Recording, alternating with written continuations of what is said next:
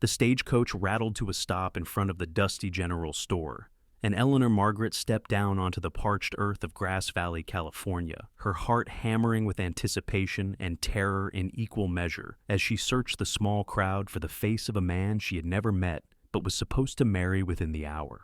The September sun bore down mercilessly on the town square, turning the wooden buildings into shimmering mirages in the heat. Eleanor smoothed her traveling dress, suddenly conscious of how wrinkled and dusty she must look after 3 weeks of hard travel from Boston. Her fingers trembled as she clutched the letters she had exchanged with Thomas Henley over the past 6 months, letters that had convinced her to leave everything she knew behind for a new life in the California gold country. A weathered man with a silver star pinned to his vest approached her, removing his hat with a somber expression that made Eleanor's stomach drop. She knew before he spoke that something was terribly wrong. "Miss Margaret?" the sheriff asked gently. "Yes," Eleanor whispered, her throat suddenly dry. "I am here to meet Thomas Henley. We are to be married today." The sheriff's weathered face crumpled with sympathy. "I am mighty sorry, miss. Thomas passed away last week. Pneumonia took him quick. He was asking for you at the end, hoping you would get here in time." The world tilted beneath Eleanor's feet. The letters fell from her hands, scattering across the dirt like fallen leaves. She had sold everything she owned to make this journey. Her parents were dead, her siblings scattered across the country, and she had burned every bridge in Boston to start fresh. Now she stood in the middle of a dusty California mining town, with $37 to her name and nowhere to go. "I don't understand," she heard herself saying, though her voice sounded distant and strange. "He wrote to me just 2 months ago. He was healthy. He was building a house for us." "The sickness came on sudden," the sheriff said, gathering up her fallen letters with surprising gentleness. "One day he was working his claim. The next he was burning up with fever. Doc tried everything, but his lungs just filled up. I am real sorry, miss." Eleanor stood frozen, unable to process the enormity of her situation. Around her, the town continued its business. Miners trudged past with pickaxes over their shoulders. A wagon loaded with supplies creaked down the main street. Somewhere, a dog barked. Life moved forward while hers had just come to a complete and devastating stop. "Do you have family back east?" the sheriff asked. "Someone I could wire?" "No," Eleanor said, the word coming out harder than she intended. "There is no one." She became aware of people staring. 2 women in calico dresses whispered behind their hands. A group of miners had paused in front of the saloon to watch the drama unfold. Eleanor wanted to disappear, to sink into the earth and cease to exist. "I can arrange for your passage back," the sheriff offered. "The town fund could probably cover most of it." "Charity?" Eleanor said bitterly. She had come all this way to be independent, to be a partner in building a life, and now she was reduced to accepting handouts. "I appreciate the offer, but no, I will figure something out." She picked up her trunk, though it was far too heavy for her to carry more than a few feet. Pride kept her from asking for help. She made it approximately 10 steps before her arms gave out, and the trunk crashed to the ground, raising a cloud of dust that made her cough. "Let me help you with that." The voice came from behind her, deep and quiet. Eleanor turned to find a man who looked to be in his late 20s, standing a respectful distance away. He was tall and lean, with dark hair that fell past his collar, and eyes the color of the Sierra Nevada sky. His clothes were worn but clean, his boots dusty from hard work. He held his hat in his hands, turning it slowly as he waited for her response. "I can manage," Eleanor said, though clearly she could not. "Yes, madam, I am sure you can," the man said, "but maybe you would let me help anyway." There was no mockery in his tone, no condescension, just a simple offer of assistance.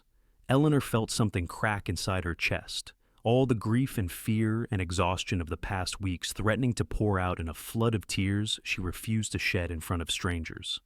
"Thank you," she managed. The man picked up her trunk as though it weighed nothing and waited for her direction. Eleanor realized she had nowhere to direct him to.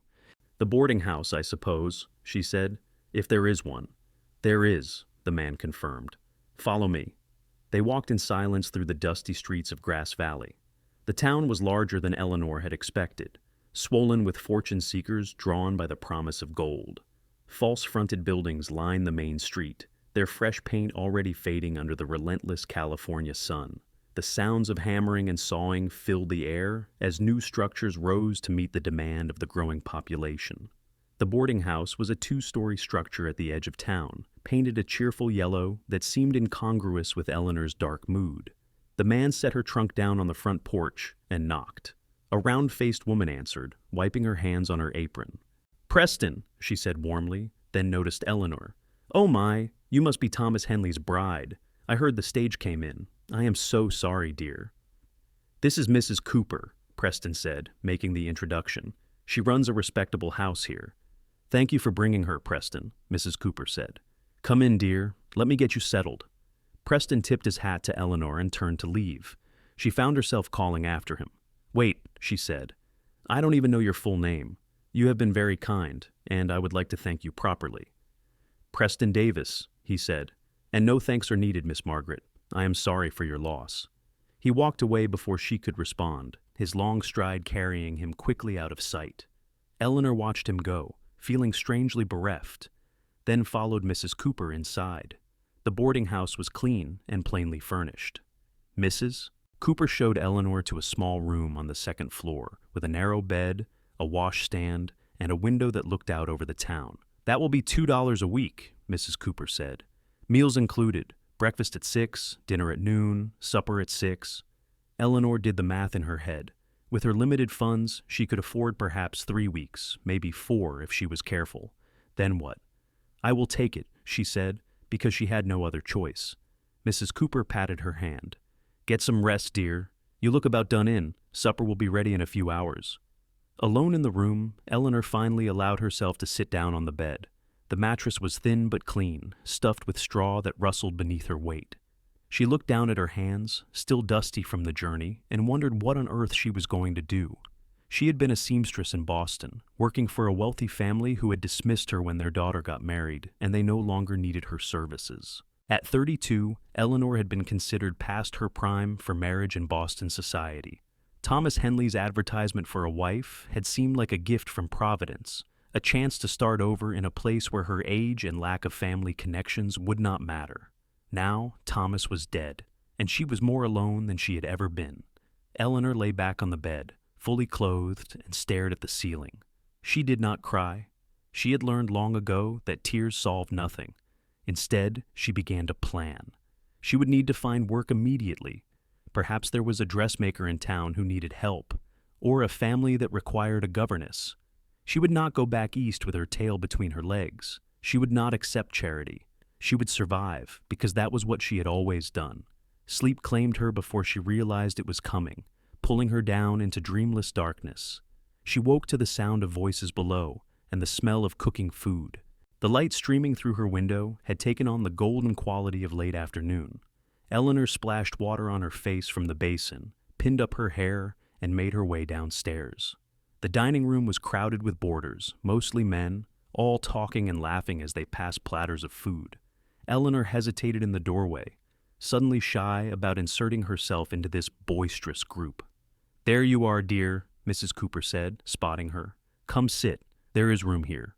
Eleanor found herself seated between a grizzled prospector who smelled of tobacco and whiskey, and a young man who could not have been more than 20, his face still bearing the softness of youth, despite the hard work that had browned his skin. The food was simple but plentiful: fried chicken and potatoes and beans.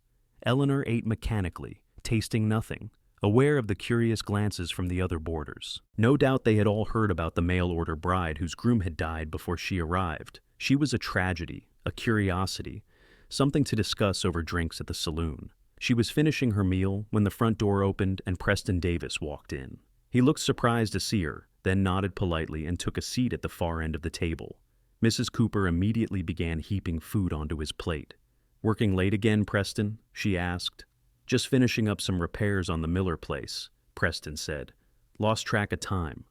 "You work too hard," Mrs. Cooper scolded affectionately. "You will run yourself into the ground." Preston smiled at that, a quick flash of warmth that transformed his serious face. "I will be fine, Mrs. Cooper, but I appreciate your concern."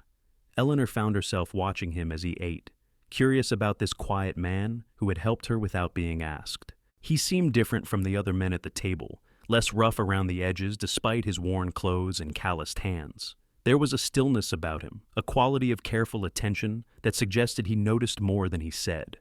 As if sensing her gaze, Preston looked up and met her eyes across the table. Eleanor quickly looked away, embarrassed to be caught staring. After supper, Eleanor helped Mrs. Cooper clear the dishes, needing something to occupy her hands and mind. The older woman tried to shoo her away, but Eleanor insisted. "I need to earn my keep," she said firmly. "Please, let me help." Mrs. Cooper studied her for a moment, then nodded. "All right, dear, if it makes you feel better." They worked in companionable silence, washing and drying the mountain of dishes. Through the kitchen window, Eleanor could see the last light fading from the sky, turning the mountains purple and gold. "You were asking about Preston earlier," Mrs.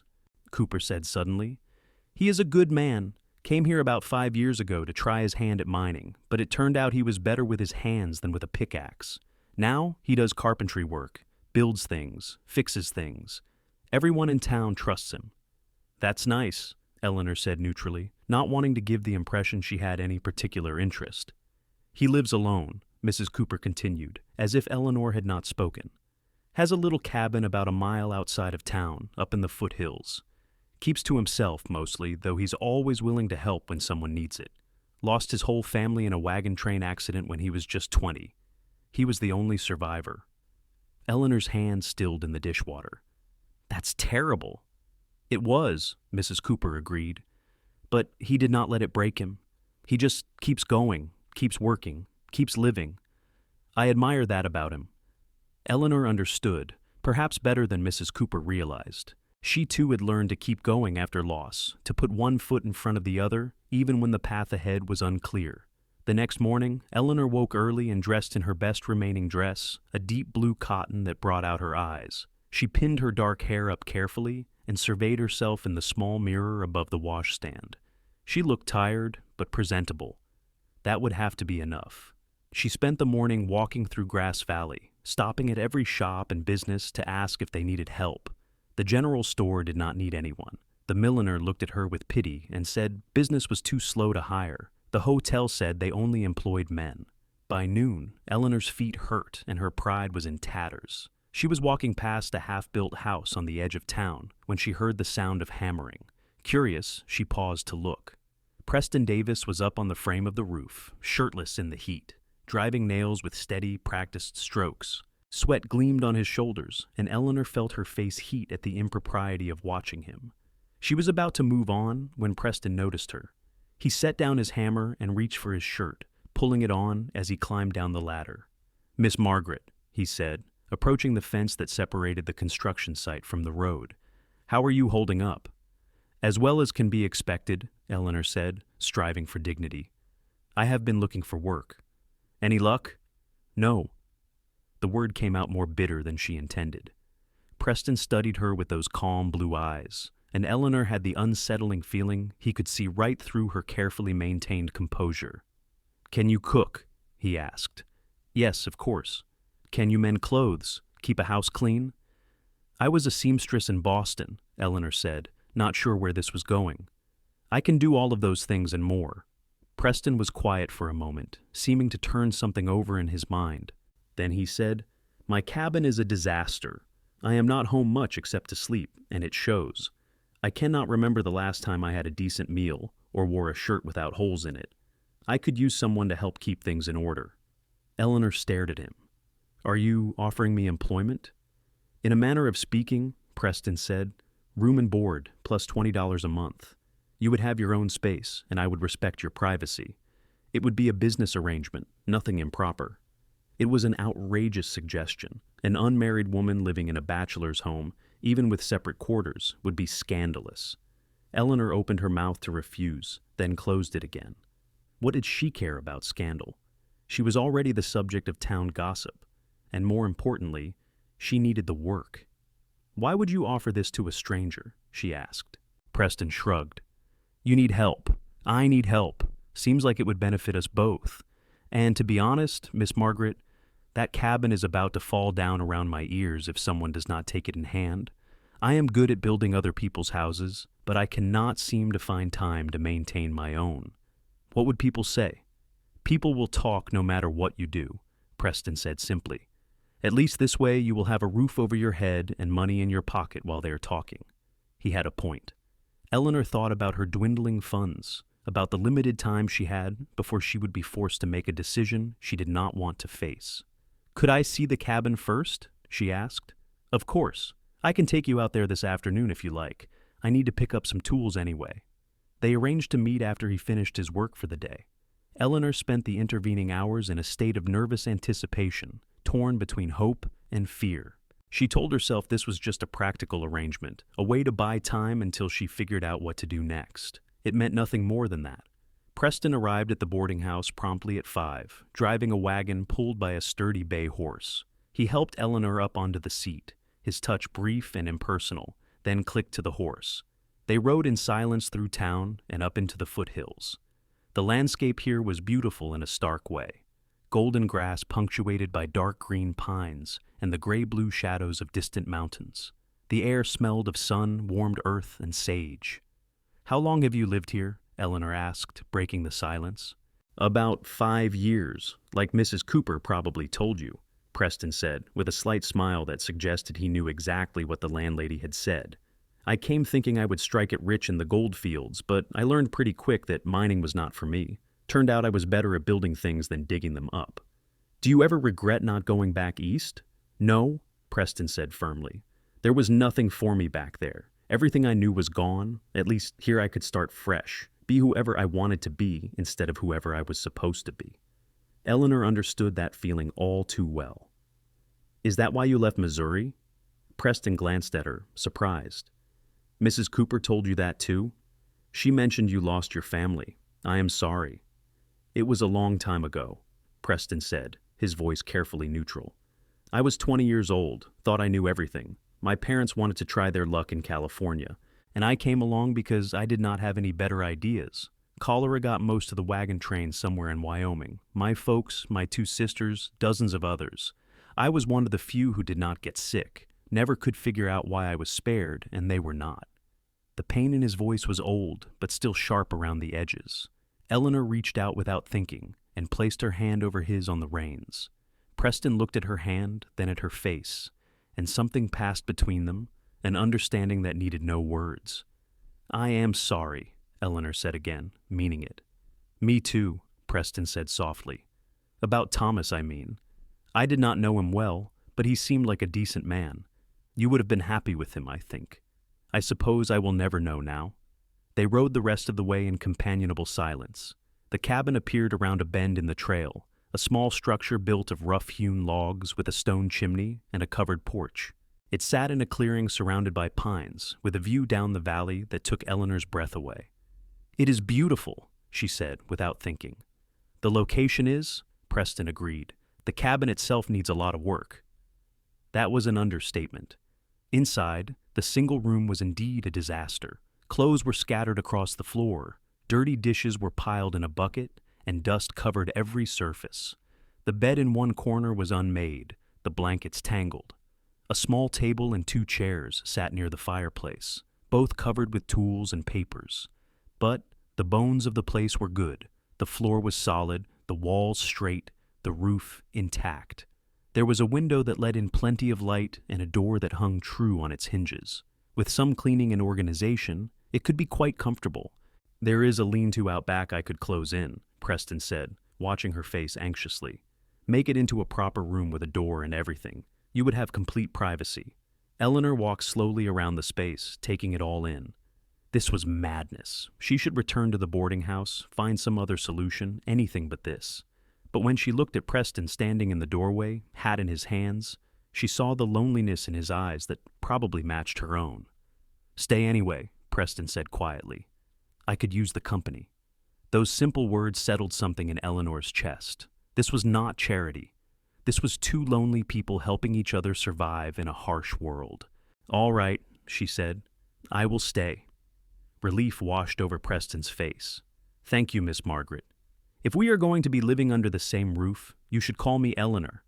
"Eleanor," Preston repeated, as if testing the name. "And you can call me Preston, or Press if you prefer. Most of my friends use Press." "I think Preston suits you better," Eleanor said. surprising herself with the observation. They spent the rest of the evening making plans. Preston would close in the lean-to and add a proper door with a lock. He would build a second bed and a small dresser for Eleanor's things. In return, Eleanor would clean the cabin, cook meals, mend his clothes, and keep things organized. They would maintain separate quarters and treat the arrangement as a business transaction, nothing more. It all sounded very reasonable and practical.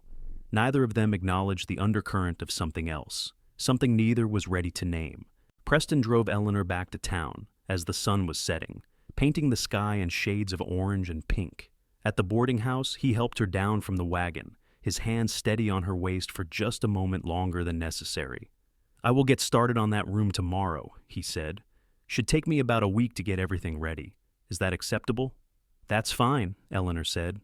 "It will give me time to prepare." "Eleanor," Preston said as she turned to go inside. She looked back at him. "I know this is not what you planned when you came here, but I promise I will treat you with respect and make sure you are safe. You have my word on that." "I believe you," Eleanor said, and meant it. Over the next week, Eleanor divided her time between the boarding house and the cabin. During the days, she helped Preston work on her new room, cleaning and organizing, while he hammered and sawed. During the evenings, she returned to town to maintain respectability and avoid starting too much gossip. They fell into an easy rhythm, working side by side with the comfortable silence of old friends. Preston proved to be a skilled craftsman, his hands sure and capable as he built Eleanor's room. She watched him work when she thought he was not looking, admiring the way he approached each task with careful attention and pride in doing things right. Eleanor threw herself into making the cabin livable. She scrubbed the floor until it gleamed, washed all the linens, organized Preston's scattered tools and papers. She found wildflowers growing near the creek and put them in a jar on the table, a small touch of beauty in the spare space. "You are working too hard," Preston said one afternoon, finding her on her knees scrubbing the hearth. "So are you," Eleanor countered, sitting back on her heels. Her face was smudged with ash, her hair coming loose from its pins. Preston looked at her for a long moment, something unreadable in his eyes. Then he reached down and offered his hand to help her up. Eleanor took it, feeling the calluses on his palm, the strength in his grip. When she was standing, they were closer than they had been before, close enough that she could see the flecks of gray in his blue eyes, the faint scar on his jaw. "You have dirt on your face," Preston said softly, raising his other hand as if to wipe it away, then stopping himself. "Here, I will get you a cloth." He stepped away quickly, leaving Eleanor feeling strangely bereft. She pressed her hands to her flushed cheeks and told herself she was just overheated from the work, nothing more. By the end of the week, Eleanor's room was complete. It was small but comfortable, with a proper bed, a dresser, a chair, and even a small window that looked out toward the mountains. Preston had built everything with care, sanding the wood smooth and fitting each piece perfectly. "It is wonderful," Eleanor said, genuinely touched. "You built this all in a week?" "I had motivation," Preston said simply. "Wanted you to be comfortable." Eleanor moved her few possessions from the boarding house, paying Mrs. Cooper for her stay and enduring the older woman's knowing looks. "You be careful, dear," Mrs. Cooper said as Eleanor prepared to leave. "Preston is a good man, but people will talk." "Let them," Eleanor said, channeling Preston's own philosophy. "I am doing what I must to survive. Just make sure that is all you are doing," Mrs. Cooper said, but her eyes were kind. That first night in the cabin felt strange and significant. Eleanor lay in her new bed, listening to the unfamiliar sounds of the forest around them. She could hear Preston moving in the main room, banking the fire, preparing for bed. The thin wall between them suddenly seemed both substantial and insubstantial, a barrier that was barely a barrier at all. She reminded herself that this was a business arrangement. Preston had been nothing but respectful, maintaining proper distance even when they worked in close quarters. She had no reason to feel this fluttering in her chest, this awareness of his presence that seemed to fill the entire cabin. Eleanor pulled the blanket up to her chin and forced herself to think about practical matters. Tomorrow, she would make a proper breakfast, inventory the supplies, plan meals for the week. She would establish routines and boundaries and treat this like the job it was. But as she drifted off to sleep, her last thought was of Preston's hands building her room, shaping wood into shelter with patience and care. She woke to the smell of coffee and found Preston already up, standing by the stove with 2 tin cups. "Thought you might want this," he said, offering her one. "Thank you," Eleanor said, wrapping her hands around the warm metal. The coffee was strong and slightly bitter, exactly what she needed. "You did not have to wait for me. Did not want you to think I was going to be one of those people who expects you to wait on him hand and foot," Preston said. "This is a partnership, remember?"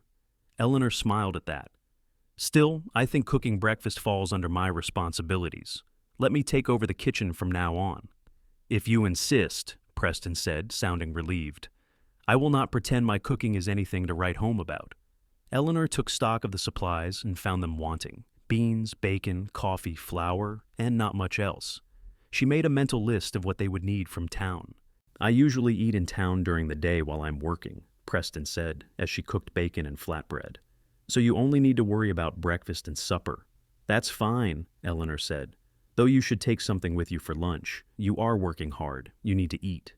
"Yes, madam," Preston said, with a slight smile that made Eleanor's heart skip.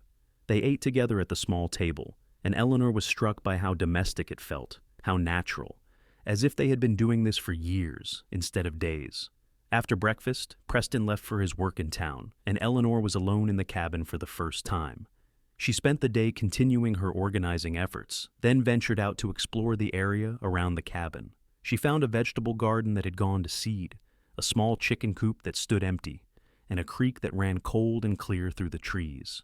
By the time Preston returned that evening, Eleanor had made a list of projects and improvements that would make the homestead more self-sufficient. She presented it to him over a dinner of beans and cornbread.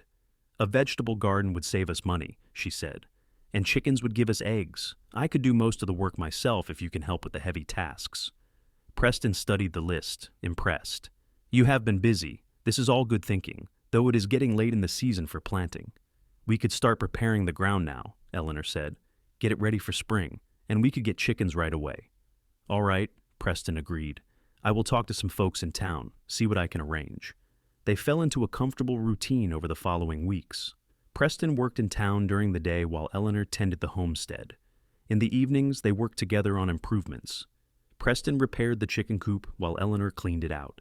They turned over the soil in the garden plot, picking out rocks and adding what manure they could acquire. True to his word, Preston brought home 3 chickens, which Eleanor immediately named Henrietta, Beatrice, and Charlotte. Preston laughed when he heard the names, the sound warm and genuine. "You are going to make pets out of them," he said. "I am going to make eggs out of them," Eleanor corrected, but she smiled. The physical work was hard but satisfying. Eleanor had always been strong, used to long hours of detailed sewing work. But this was different. Her hands grew calloused, her arms stronger. She felt herself changing, adapting to this new life in ways she had not expected. And slowly, carefully, she and Preston were becoming friends. They talked while they worked, sharing stories of their pasts. Eleanor told him about growing up in Boston, about the family she had worked for, and the loneliness of being always on the outside of their lives. Preston told her about Missouri, about learning carpentry from his father, about the dreams he had carried west that had turned to ash in a Wyoming valley. "Do you ever think about getting married?" Eleanor asked one evening as they sat on the porch watching the sunset. The question came out of nowhere, surprising even herself. Preston was quiet for a long moment. "I used to," he said finally, "when I first got here. But then years passed and I got used to being alone. Started to think maybe that was just how things were supposed to be for me. That's a lonely way to live," says the woman who came all this way to marry a stranger, Preston pointed out. But his tone was gentle. "That was different," Eleanor said. "That was practical, a business arrangement like this." "Was it?" Preston asked, turning to look at her. "Or were you hoping for more than that?" Eleanor considered the question honestly. "I suppose I was hoping that eventually it could become more than practical, that we could grow to care for each other, build a real partnership. I was not looking for grand romance, just companionship and respect." "That's not too much to hope for," Preston said softly. Their eyes met and held, and Eleanor felt that awareness again, that pull that seemed to grow stronger every day. She looked away first, unsettled by the intensity of what she was feeling. "It is getting cold," she said, standing abruptly. I should go inside. Eleanor, Preston said, but she was already gone, fleeing to the safety of her room before she could do something foolish. Alone in the darkness, Eleanor pressed her hands to her face and tried to steady her breathing. This was not supposed to happen. She was not supposed to develop feelings for Preston. This was a business arrangement, temporary and practical. But her treacherous heart did not seem to understand that. She had come to Grass Valley to marry Thomas Henley, a man she had never met. Instead, she had found Preston Davis, and without meaning to, without planning for it, she was falling in love with him. The realization was terrifying. She had been here less than 2 months. It was too fast, too soon, too much. And what if Preston did not feel the same way? What if she was reading too much into kind gestures and friendly conversation? She could ruin everything by being foolish. Eleanor resolved to be more careful, to maintain proper distance. She would do her job, keep the house, and ignore this growing ache in her chest. But resolution was easier than execution. Over the following weeks, despite her best efforts, Eleanor found herself drawn to Preston more and more. She noticed everything about him, the way he hummed while he worked, the careful way he handled tools, the gentleness in his voice when he spoke to the horse. She noticed how he always made sure she had enough firewood, how he brought her small gifts from town, a bar of nice soap, a ribbon for her hair, a book he thought she might enjoy.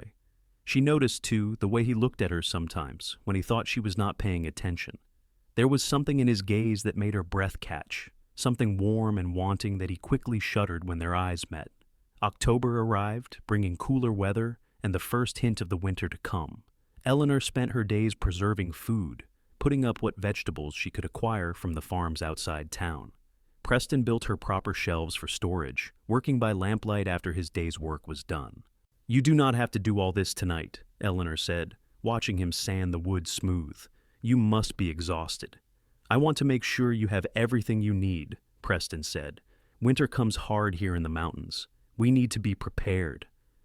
The word sent a thrill through Eleanor. She had not realized how much she craved that sense of belonging, of partnership, until she heard it spoken so casually. "Preston," she said carefully, "can I ask you something?" "Of course." "Do you see this arrangement as temporary? Or were you thinking I would stay longer term?" Preston's hands stilled on the wood. He set down the sandpaper and turned to face her fully. "I was hoping you would stay as long as you wanted," he said. "I know this was not what you planned for your life, but Eleanor, you have made this place feel like a home for the first time since I built it. I would be grateful if you chose to stay." "Just grateful?" The words slipped out before Eleanor could stop them. Preston's eyes widened slightly. He stood and took a step toward her, then stopped, as if fighting some internal battle. "No," he said quietly, "not just grateful." The air between them felt charged, electric. Eleanor's heart hammered in her chest. "Then what?" she whispered. Preston crossed the space between them in 2 strides. He stopped just in front of her, close enough to touch but not touching, giving her the chance to step away if she wanted to. Eleanor did not step away. "I am trying real hard to be honorable here," Preston said, his voice rough. "You came here to marry one man and ended up stuck with me instead. I do not want to take advantage of your situation. But Eleanor, if I am being honest, I have to tell you that every day I care about you more. Every day it gets harder to pretend this is just a business arrangement." "I am not pretending," Eleanor said, lifting her chin to meet his eyes. "I have not been pretending for weeks now." "You are not?" "No." Preston reached up slowly and cupped her face in his hand, his palm warm against her cheek. Eleanor leaned into the touch, her eyes closing for just a moment. "I do not want to rush you," Preston said. "We can take all the time you need, but I need you to know that my feelings for you are real. This is not about convenience or loneliness. This is about you, Eleanor Margaret, and how you have turned my whole world upside down without even trying." Eleanor opened her eyes and smiled, feeling tears prick at the corners. "You have done the same to me, Preston Davis." He kissed her then, soft and careful, as if she were something precious that might break. Eleanor kissed him back, her hands coming up to rest on his chest, feeling his heart beating as fast as her own. When they finally pulled apart, both were breathing hard. Preston rested his forehead against hers, his hands gentle on her shoulders. "I want to do this right," he said. "I want to court you properly, Let everyone in town know my intentions are honorable, and when you are ready, when enough time has passed that it feels right, I would like to ask you to marry me, for real this time, not as a business arrangement." "I would like that," Eleanor said, her voice choked with emotion. "All of it." They stood there for a long moment, holding each other as the lamplight flickered around them. Eleanor felt a sense of rightness settle over her, as if all the broken pieces of her life had finally found their proper places. "We should probably be sensible about this," Preston said reluctantly. "You should move back to Mrs. Cooper's boarding house until we are married. I do not want anyone to question your reputation." "I suppose you are right," Eleanor said, though the thought of leaving the cabin filled her with disappointment. "I will drive you into town tomorrow," Preston said, "and I will come calling on you proper-like, with flowers and everything." Eleanor laughed, the sound bright and happy. Flowers would be nice. That night, Eleanor lay in her bed, feeling as if she could fly. She had come to Grass Valley expecting to marry a stranger and build a practical life. Instead, she had found something infinitely more precious: real love, the kind that grew from friendship and respect and genuine caring. She moved back to the boarding house the next day, and Mrs. Cooper's knowing smile told Eleanor she had guessed what had happened. But the landlady said nothing except to welcome her back and assure her that her old room was available. Preston began courting her in earnest, visiting every evening after work. They walked through town together, attended church socials, and sat on Mrs. Cooper's porch talking until the stars came out. Preston was attentive and thoughtful, bringing her wildflowers from the mountains, little carved trinkets he made with his own hands, once even a book of poetry he had ordered special from San Francisco.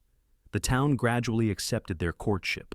Some people whispered about how quickly Eleanor had transferred her affections from the dead Thomas to the living Preston. But most seemed to approve of the match. Preston was well-liked and respected, and Eleanor's hard work and practical nature had earned her friends among the other women. Winter arrived with the first snow in November, dusting the mountains white and turning Grass Valley into a Christmas card. Eleanor had never experienced a California winter before and was surprised by how cold it could get at night, even though the days remained mild. On Christmas Eve, Preston took her to a dance at the community hall. The building was decorated with pine boughs and candles, and a fiddler played lively tunes that had everyone clapping and stomping. Preston proved to be a surprisingly good dancer, spinning Eleanor around the floor until she was breathless and laughing. During a break in the music, Preston led her outside for some air. The night was clear and cold, the stars brilliant overhead. They stood close together for warmth, their breath making clouds in the frigid air. "Eleanor," Preston said, reaching into his coat pocket, "I know we agreed to take our time, but I have been carrying this around for 2 weeks now, and I cannot wait any longer." He pulled out a small wooden box and opened it to reveal a simple gold band set with a small garnet. "It was my mother's," Preston said. "One of the few things I saved from the wagon train. I would be honored if you would wear it." Eleanor's vision blurred with tears. "Preston, yes. Of course, yes." He slipped the ring onto her finger, and it fit perfectly, as if it had been made for her. Then he kissed her right there in front of the community hall, not caring who might see. They were married in January of 1870, on a crisp Sunday morning with the whole town in attendance. Eleanor wore a new dress she had sewn herself, deep green silk that brought out the color of her eyes. Preston wore his best suit, his dark hair neatly combed, his expression one of barely contained joy. The ceremony was simple but moving. When the preacher pronounced them husband and wife, Preston kissed Eleanor with such tenderness that several women in the congregation dabbed at their eyes. The reception was held at the hotel, with food and dancing and toasts to the happy couple. Eleanor felt as if she were floating, her hands secure in Preston's, her heart so full she thought it might burst. "Happy?" Preston murmured in her ear during a slow dance. "Happier than I ever imagined I could be," Eleanor answered honestly. They returned to the cabin that evening as husband and wife. Preston carried her over the threshold, both of them laughing, and set her down gently in the main room. "Welcome home, Mrs. Davis," he said. "I have been home for months now," Eleanor said, reaching up to touch his face. "This is just making it official." Their wedding night was tender and unhurried, a revelation of gentleness and passion that left Eleanor feeling cherished and known in ways she had never experienced. Afterward, they lay tangled together in Preston's bed, now their bed, talking softly as the fire burned low. I was so scared when I got off that stagecoach, Eleanor confessed. I thought my life was over. And instead it was just beginning, Preston said, pressing a kiss to her forehead. Do you think Thomas would mind, Eleanor asked, that I ended up happy with you instead of grieving for him? Preston considered the question seriously. From what I knew of him, he was a kind man who wanted someone to share his life with. I think he would be glad you found that, even if it was not with him. Eleanor hoped that was true. She said a silent thank you to Thomas Henley, the man she had never met, but who had inadvertently brought her to the place where she was always meant to be. Spring arrived with an explosion of wildflowers and new growth. Eleanor planted the vegetable garden in earnest, her hands in the dark soil, feeling connected to the earth in a way she never had in Boston. Preston built her a proper chicken coop to replace the ramshackle one, and they acquired more chickens, a rooster, and even a milk cow. The homestead thrived under their combined care. Eleanor proved to have a gift for growing things, and soon they had more vegetables than they could use themselves. She began selling the surplus in town, bringing in extra income that Preston insisted was hers to keep. You earned it, he said when she tried to give him the money. Use it for whatever you want. Eleanor saved most of it, but she did allow herself small luxuries, a set of good needles and thread so she could take in sewing work during the quiet winter months. A few books. Once, daringly, a new dress in a shade of blue that made Preston's eyes darken with appreciation. Their life settled into a comfortable rhythm. Preston worked on various building projects around the valley, his reputation as a skilled craftsman growing. Eleanor managed the homestead and took in sewing work, her own small business that gave her a sense of independence and pride. But more than the work, it was the small moments that made their life together so rich. Morning coffee shared in companionable silence, working side by side in the garden on long summer evenings. Preston reading aloud to her from the newspaper while she mended clothes. The way he always kissed her goodbye before leaving for work and hello when he returned. The way she always had something warm waiting for him when he came home. In late summer, Eleanor realized she had missed her monthly courses. She waited another month to be sure, then told Preston one evening as they sat on the porch watching the sunset. I think I am with child, she said simply. Preston went very still. Then he turned to her with an expression of such wonder and joy that Eleanor felt tears spring to her eyes. Truly? He asked. I think so. It is still early, but all the signs are there. Preston gathered her into his arms, holding her close. A baby, he whispered. We are going to have a baby. The pregnancy progressed smoothly. Eleanor continued her work through the fall and into winter, only slowing down when her growing belly made certain tasks difficult. Preston became absurdly protective, constantly worried she was doing too much, lifting too much, working too hard. Women have been having babies since the beginning of time, Eleanor reminded him with amusement. I am not made of glass. But you are precious to me, Preston said seriously. I cannot help worrying. Their son was born on a cold February night in 1871, after a long labor that left Eleanor exhausted but triumphant. Preston held their baby with shaking hands, tears streaming down his face as he looked at the tiny life they had created together. He is perfect, Preston said in an awed voice. Eleanor, he is absolutely perfect. They named him Patrick Thomas Davis, honoring both Preston's father and the man whose death had brought Eleanor to Grass Valley in the first place. Patrick was a healthy, loud baby who kept them both busy and sleep-deprived but deliriously happy. Eleanor marveled at the transformation in Preston. He was a devoted father, always ready to walk the floor with Patrick when he was fussy, to change nappies, to sing silly songs that made the baby coo and smile. Watching her strong, capable husband cradle their tiny son with such tenderness made Eleanor fall in love with him all over again. The years that followed were full and busy. Patrick grew into a curious, energetic toddler who kept Eleanor constantly on her toes. Preston expanded the cabin, adding a proper bedroom and a larger main room to accommodate their growing family. When Patrick was 3, Eleanor became pregnant again. This time she carried a daughter, whom they named Emma Rose Davis. Emma was quieter than her brother, but no less determined, with her father's blue eyes and her mother's dark hair. Their family felt complete, their life together everything Eleanor had once dreamed of, but never quite believed she would have. She and Preston worked as partners in all things, supporting each other through challenges and celebrating every triumph together. Preston's carpentry business continued to grow. He hired an apprentice, a young man from town who showed real talent with woodworking. This freed up more of Preston's time to spend with his family, something he treasured above all else. Eleanor expanded her own enterprises as well. Her sewing work had grown into a small dressmaking business, with women from all over the valley coming to her for special occasion dresses. She worked from home, able to balance her business with caring for the children.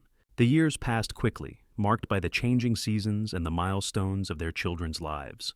Patrick's first day of school, Emma learning to ride a horse, birthdays and Christmases celebrated with joy and laughter. Hard times, too, like the winter Preston broke his leg and could not work for months. But they weathered those storms together, their partnership strong enough to bear any burden. On their 10th wedding anniversary, Preston surprised Eleanor by taking her back to the spot where they had first kissed, the cabin's main room where he had finally confessed his feelings all those years ago.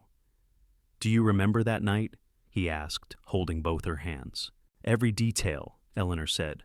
"I was terrified and excited all at once." "I was just terrified," Preston admitted with a smile. "I was so afraid you would reject me, that I was being presumptuous thinking you could care for me the way I cared for you." "That seems silly now," Eleanor said. "But I understand. I felt the same uncertainty." "No uncertainty anymore, though," Preston said. "Eleanor, these past 10 years have been the best of my life. You took a lonely man living in a cabin in the woods and gave him a family, a home, a reason to look forward to every new day. I love you more now than I did when we married, and I will love you more tomorrow than I do today." Eleanor kissed him, tasting salt from her own tears.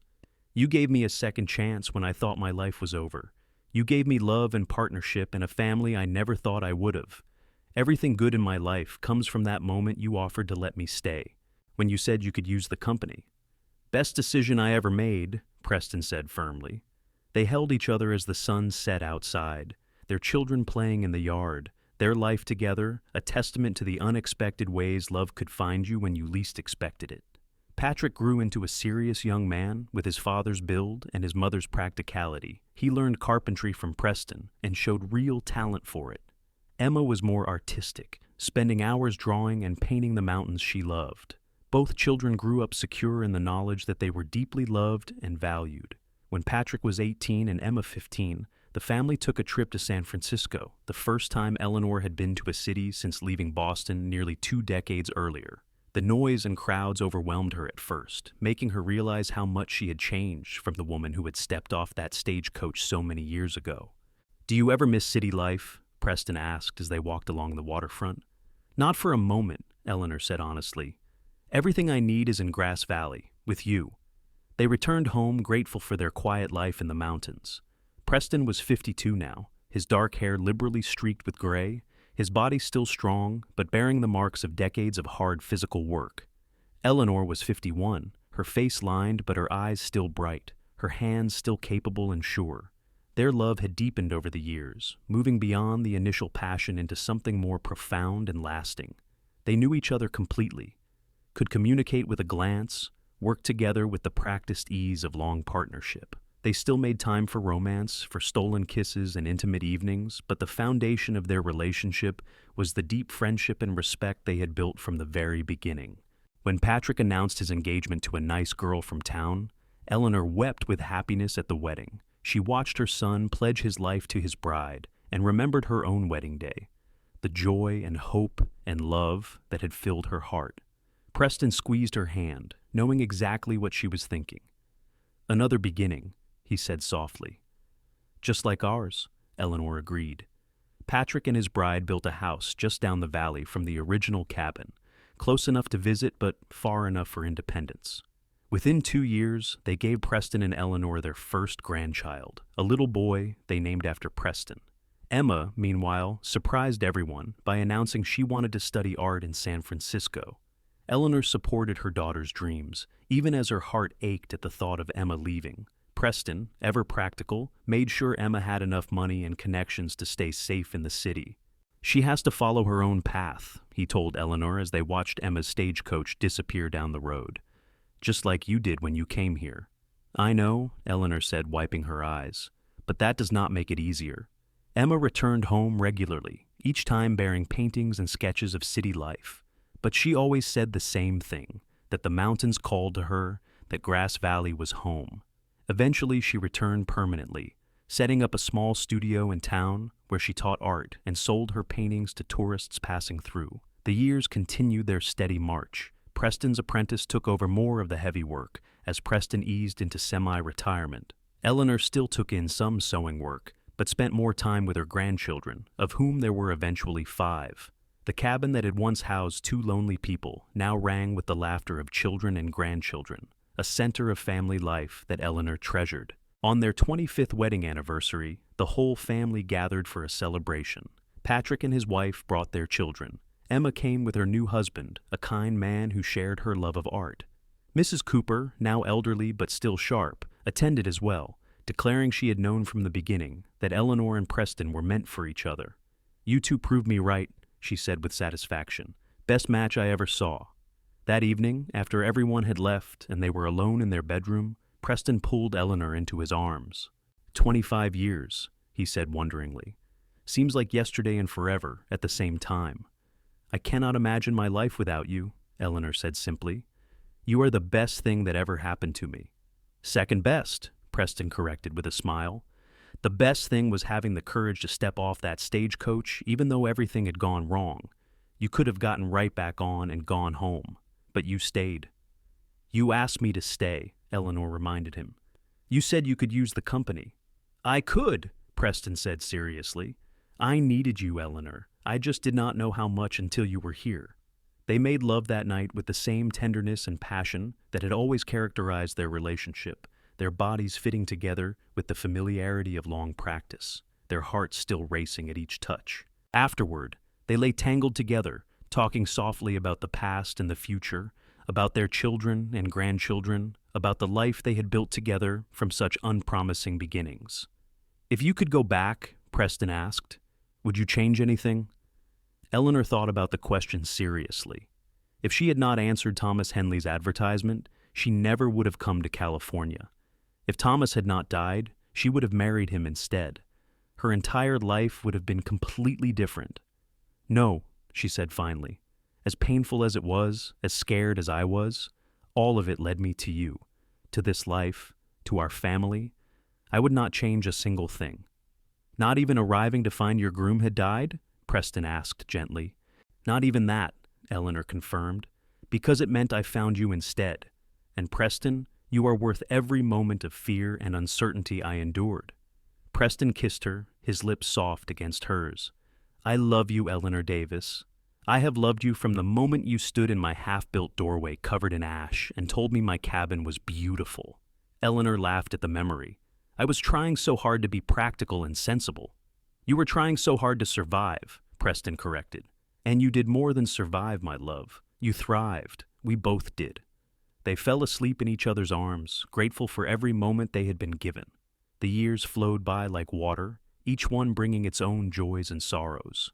Preston's health began to decline in his early 60s, his body finally showing the strain of a lifetime of hard work. Eleanor cared for him with the same devotion he had always shown her, making sure he took his medicine, rested when he needed to, accepted help from their children.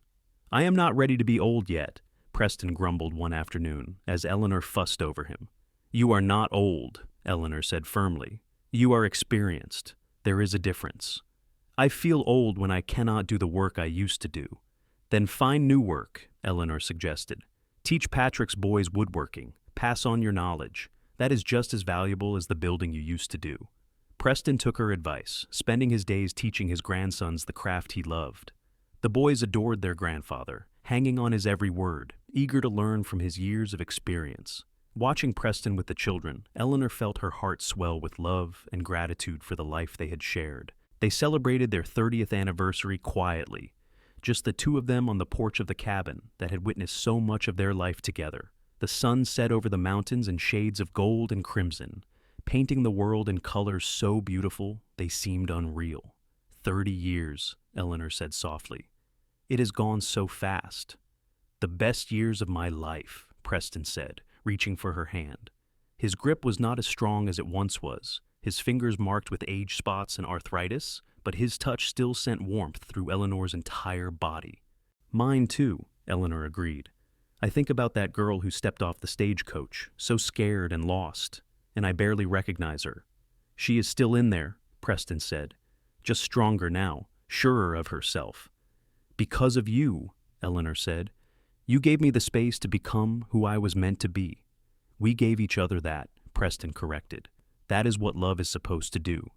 They sat in silence as the stars began to emerge, one by one, filling the sky with light. After all these years, they did not need words to communicate. Their love had become a language of its own, spoken in gestures and glances, in the comfortable silence of long companionship. Eleanor knew they were in the twilight of their lives now, knew that their time together, precious as it was, would not last forever. But she refused to waste any of it on regret or fear. Every day with Preston was a gift, one she treasured and savored and held close to her heart. Their daily routines adjusted to accommodate Preston's declining energy. Morning coffee on the porch became the highlight of Eleanor's day, a peaceful time when they could talk or simply be together. Eleanor still maintained her sewing business, though she took fewer commissions now, preferring to spend her time with Preston and their growing number of grandchildren. Patrick took over the carpentry business completely, running it with the same integrity and skill his father had shown. Emma's art had gained recognition beyond Grass Valley, with her paintings selling in San Francisco galleries. Both children visited regularly, bringing their families, filling the cabin with noise and love. On a warm June morning in 1900, Eleanor and Preston sat on their porch drinking coffee as they had done thousands of times before. Preston was 77 now, Eleanor 76, both of them showing the marks of long lives well lived. "Do you remember when you first brought me here?" Eleanor asked, watching the sunlight dance through the pine trees. "I thought the cabin was a disaster."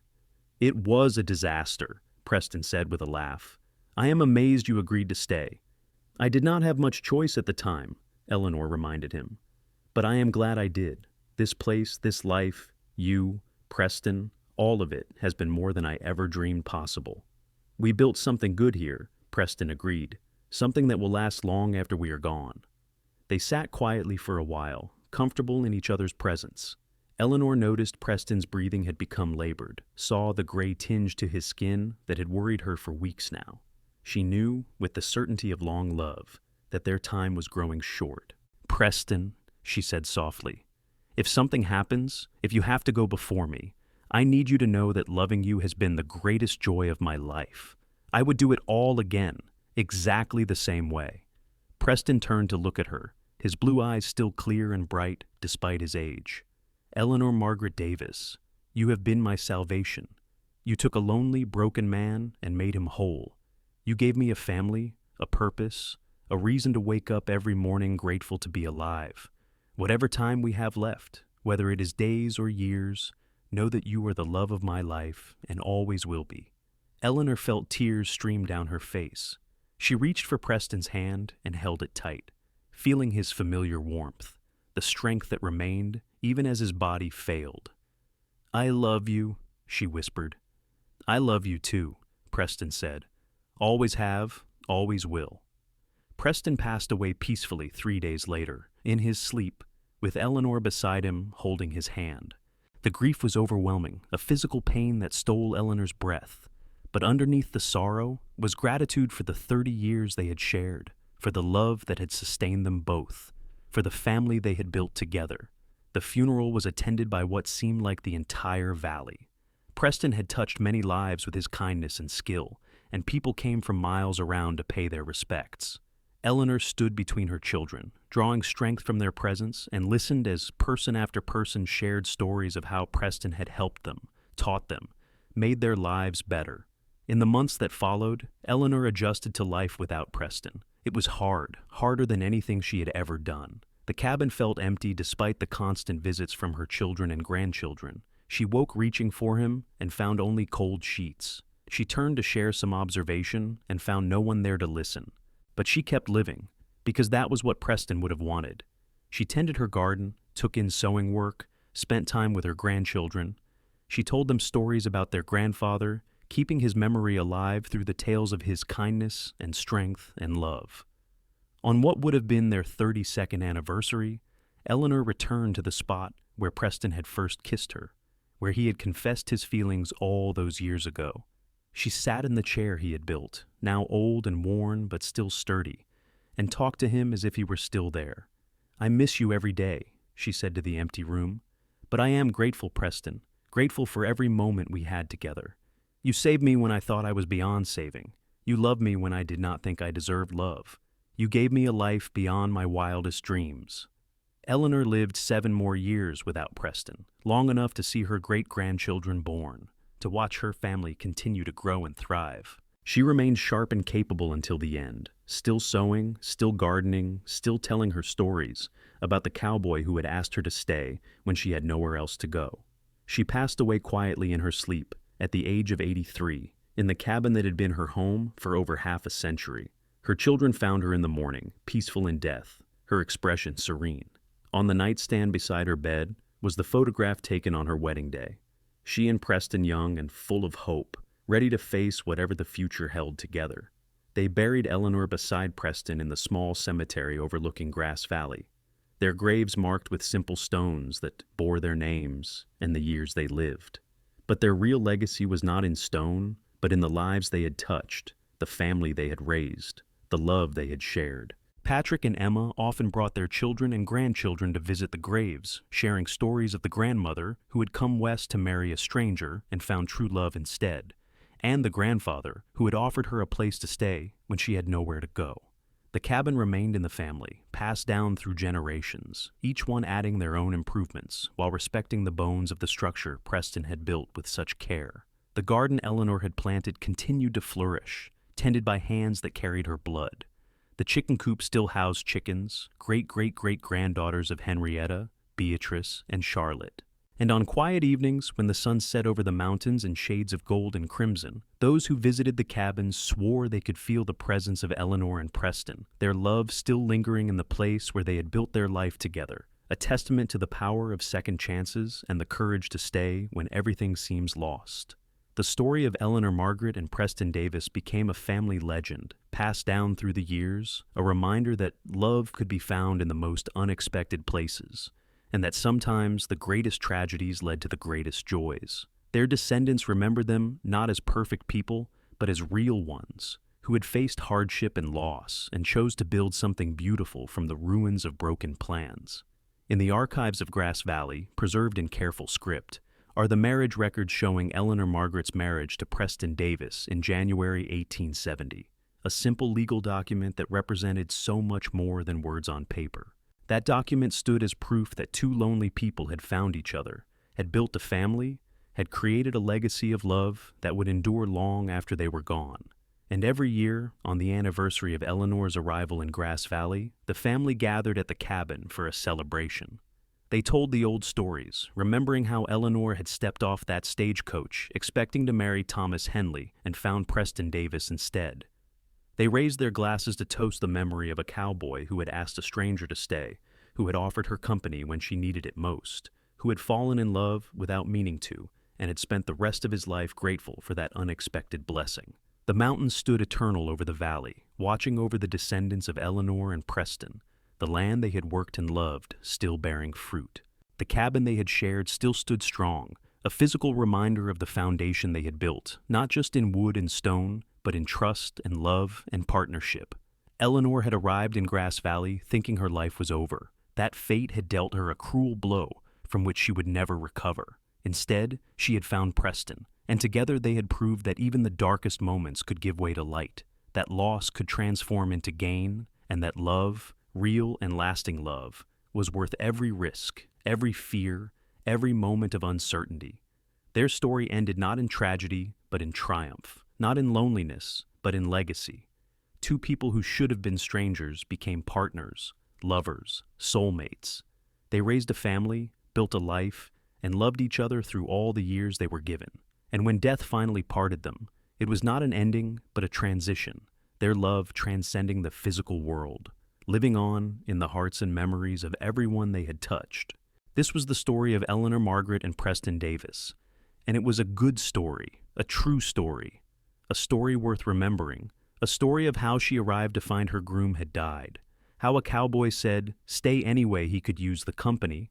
And how that simple invitation became the foundation for a love that would last through all the years of their lives and echo down through generations yet to come.